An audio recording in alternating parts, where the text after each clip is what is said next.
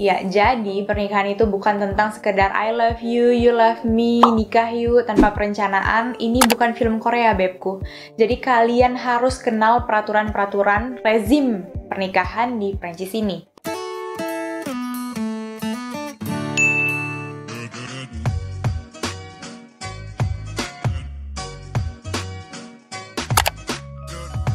Halo guys, welcome back to my YouTube channel. Kalau kalian ada waktu, silahkan ditonton video-video aku lainnya di segmen ini. Cring, cring.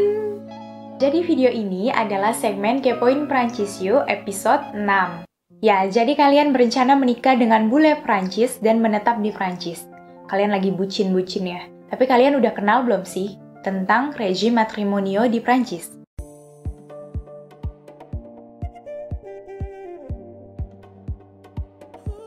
Apa itu? Jadi gini, sebelum kalian menikah dengan bule Prancis atau sebelum kalian menikah dengan siapapun, kalian udah harus membicarakan tentang pengelolaan keuangan selama masa menikah. Hayo, kalian udah sempat ngomongin belum? Ya, jadi pernikahan itu bukan tentang sekedar I love you, you love me, nikah yuk tanpa perencanaan. Ini bukan film Korea, bebku. Jadi kalian harus kenal peraturan-peraturan rezim pernikahan di Prancis ini. Jadi udah aku sempat sebutin sebelumnya, rezim pernikahan di Prancis disebutnya rezim matrimonio. Ya, jadi kalau kalian menikah di Prancis ini tanpa perjanjian menikah, maka otomatis akan jatuh ke rezim legal atau yang dinamakan communauté régie. Nah, di rezim ini, rezim ya, aku bilangnya rezim aja ya di bahasa Prancis. Ya, jadi di rezim ini, baik les biens mobilier, harta benda yang bisa dipindah seperti misalnya mebel, komputer, elektronik, dan lain-lain, ataupun les biens immobilier yang tidak bisa dipindah seperti tanah ataupun rumah, yang sudah dimiliki sebelum menikah akan menjadi milik masing-masing. Ya, jadi kalau misalnya kalian punya nih mobil sebelum menikah atas nama kalian tanpa misalnya nama suami atau istri kalian, tetap akan menjadi milik kalian. Tetapi perlu dicatat ya, harta yang dimiliki bersama selama masa pernikahan, misalnya selama masa pernikahan ini kalian misalnya beli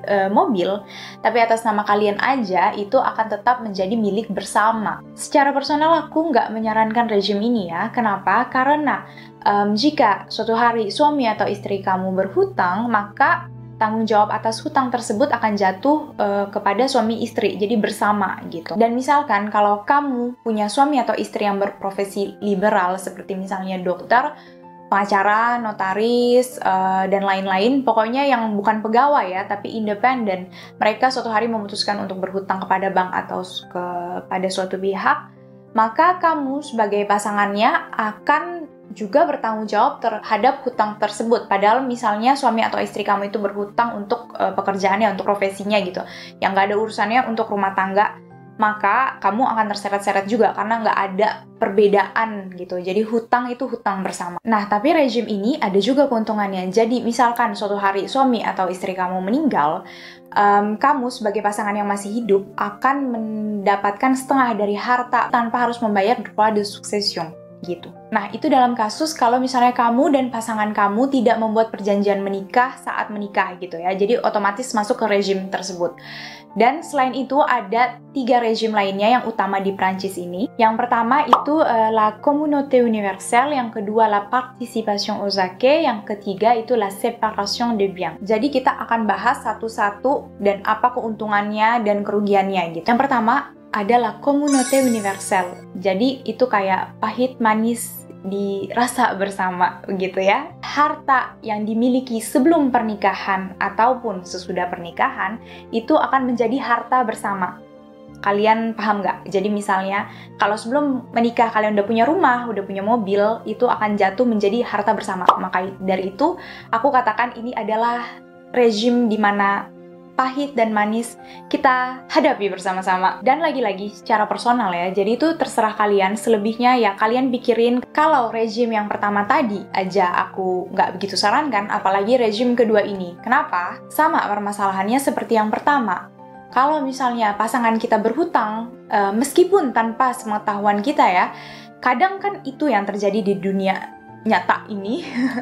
Begitu. Jadi kamu harus bertanggung jawab juga terhadap hutang tersebut. Jadi ini kayak nggak aman banget. Menikah itu memang butuh kepercayaan. Tapi ini bener-bener kayak beresiko banget. Apalagi kalau kalian punya, seperti yang tadi aku bilang di yang pertama itu, kalau pasangan kalian berprofesi liberal, itu akan beresiko, apalagi kalau dia itu berhutang ke bank gitu. Jadi kayak nggak ada perpisahan antara keuangan untuk profesionalnya dia dan keuangan rumah tangga itu. Jadi kayak campur-campur. Jadi keuangan rumah tangga pun bisa ditarik untuk membayar hutang tersebut. Tapi di rezim ini ada keuntungannya. Jadi kalau misalnya pasangan kita ini meninggal, kita sebagai pasangan yang masih hidup akan memiliki keseluruhan dari harta rumah tangga tersebut. Kan kalau di rezim yang sebelumnya kita hanya memiliki 50%. Kalau di rezim yang ini kita akan memiliki keseluruhan gitu. Dan si anak-anak hanya akan bisa mewarisi harta tersebut setelah orang tuanya meninggal. Jadi misalnya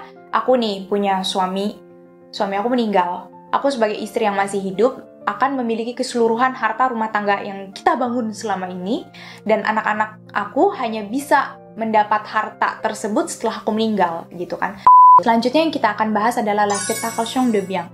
Hal yang penting yang ingin aku sampaikan adalah jika pasangan campuran, yang salah satu pasangannya ini masih warga negara Indonesia, jadi misalnya kalau kalian ingin menikah dengan warga negara asing, entah itu warga negara Prancis, warga negara Jepang, warga negara asing pokoknya, dan kalian tetap ingin punya nih rumah di Indonesia, punya tanah nih di Indonesia, kalian itu harus membuat perjanjian pranikah yang dimana isi perjanjian tersebut adalah harta kalian dengan pasangan kalian ini akan terpisah. Kalau di Prancis, di mana kalian harus memisahkan antara harta suami dan istri, jadi masing-masing gitu, itu ada di rezim ini.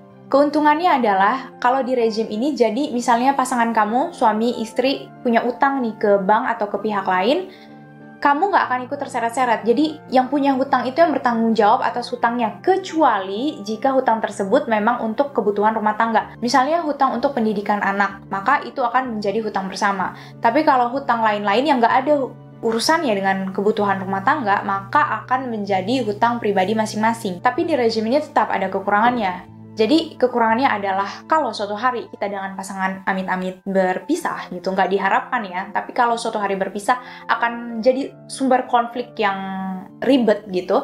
Kenapa? Karena akan susah memutuskan ini barang siapa nih, ini punya siapa, gue ambil yang ini, misalnya gue ambil komputer punya gue yang beli ini, gue yang beli itu, kan susah ya. Karena kadang kita setelah pernikahan bertahun-tahun kan nggak simpen juga invoice-nya di mana, atas nama siapa, enggak. Maka dari itu, untuk barang-barang berharga yang besar gitu jumlahnya, mahal harganya, seperti misalnya mobil gitu, sebaiknya dipikirkan dari awal itu atas nama siapa gitu.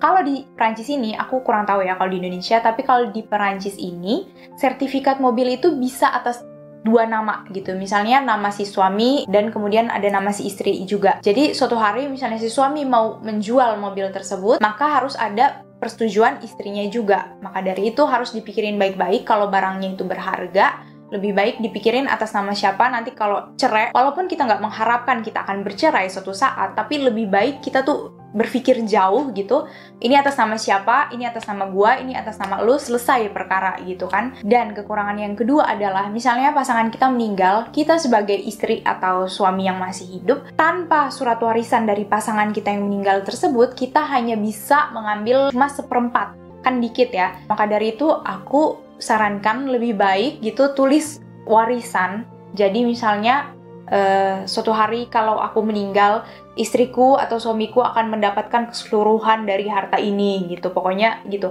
Jadi kita tuh harus selalu berpikir jauh ke depan. Selanjutnya, rezim terakhir ada participation aux acquis. Jadi di rezim ini disebutnya juga rezim hybrid. Kenapa? Karena setengah-setengah. Jadi aku jelaskan. Jadi selama menikah ini sistemnya adalah seperti la séparation de biens. Jadi hutang lo, hutang gua yang bayar gitu kan. Tapi setelah perceraian atau perpisahan gitu, ini akan mengadopsi sistem bagi dua, sama kayak la communauté universelle. Jadi seluruh harta yang dimiliki bersama selama masa pernikahan, entah walaupun misalnya istrinya nggak kerja di rumah, ibu rumah tangga, atau suaminya nggak kerja, ayah rumah tangga gitu kan, tetap akan dibagi dua. Walaupun misalnya hanya satu orang yang kerja, yang membawa pemasukan ke rumah tangga itu cuma satu orang, tapi tetap dibagi dua. Kenapa? Karena mereka mempertimbangkan walaupun kita mengurus anak di rumah sebagai bapak atau ibu rumah tangga, kita juga berpartisipasi dalam rumah tangga itu gitu.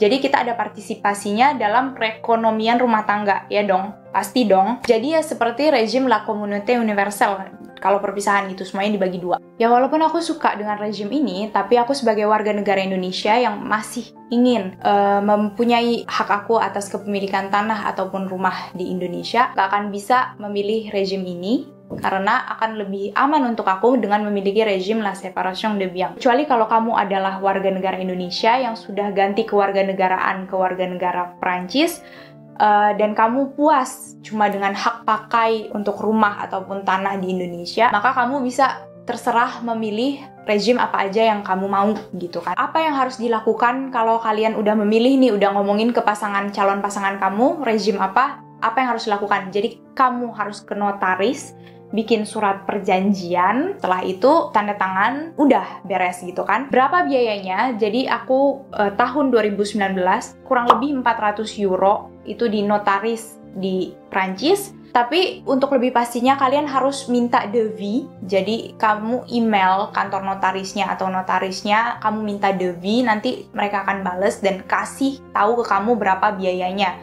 Begitu ya. Udah, pokoknya sekian aja video dari aku kali ini. Semoga membantu teman-teman semua. Kalau kalian ada berencana mau menikah, good luck dan tetap semangat. Dadah teman-teman.